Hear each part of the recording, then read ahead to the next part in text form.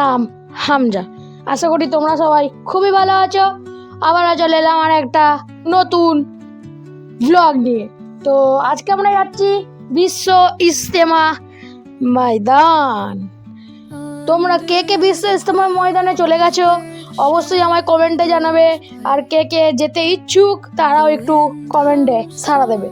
আমরা তো বিশ্ব ইজতেমা ময়দান যাই, ততক্ষণ তোমরা কিছু ভিউ উপভোগ করো, আমাদের রাস্তাটা দেখো, তারপর আবার তোমাদের সাথে কথা বলবো।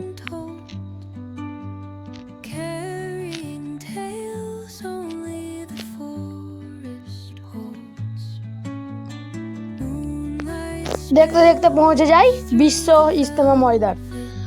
আর আসতে না আসতেই প্রচণ্ড পরিমাণে বৃষ্টি চালু হয়ে যায়। আগামী 4-5 দিন এরকম কোনো রকম বৃষ্টি সম্মুখীন আমি হইনি। আর দেখতে পাচ্ছ ভিতরটা কত মানুষজন এসছে, তোমরা অবশ্যই দেখছো।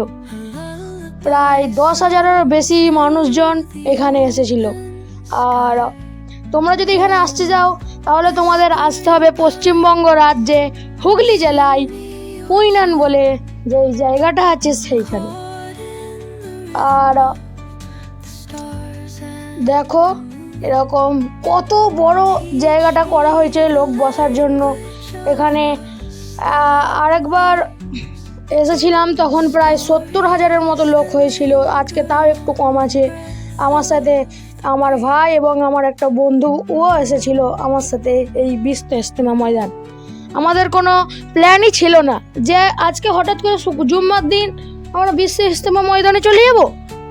হঠাৎ করে প্ল্যান হয় এবং আমরা বেরিয়ে পড়ি বিশ্ব ইজতেমা যাওয়ার জন্য। তারপরে কিছুক্ষণের মধ্যেই বলা হয় যে সবাই এই যে নফল নামাজটা হয় ওইটা সবাই পড়ে নিতে, কেন কি জুম্মার নামাজ শুরু হয়ে যাবে। তারপর আমরা খেতে বসে পড়ি। এরকম দেখতে পাচ্ছি এরকম একটা তেরপল মতো বিছিয়ে দিয়েছিল, আর এখানে এর ওপরে একটা খঞ্চা দেবো, ওটাই খেতে হবে। আর দেখতে পাচ্ছি এদের সার্ভিং স্টাইলটা দেখো, একজনের হাতে একজন, তার হাতে আরেকজন, আবার তার হাতে আরেকজন, এরম করে করে শেষ লাইন পর্যন্ত, রান্নাঘর থেকে শুরু করে শেষ লাইন পর্যন্ত এরকম দেবে, তাতে তাড়াতাড়ি হয়, সুবিধা হয়। আর তারপরে আমার হাতে পানির বোতল চলে আসে, আর তারপর আমাদের খাবারও চলে আসে। তারপর খাওয়া দাওয়া শেষ করে আবারও রওনা দিই বাড়ির উদ্দেশ্যে। আর দেখতে পাচ্ছ কত লোকজন, আর তাও বাকি লোকজন এখনো ভেতরে ছিল। তারপর আমরা গাড়ি বের করে নিই, গাড়ি বের করে রওনা দিই বাড়ির উদ্দেশ্যে।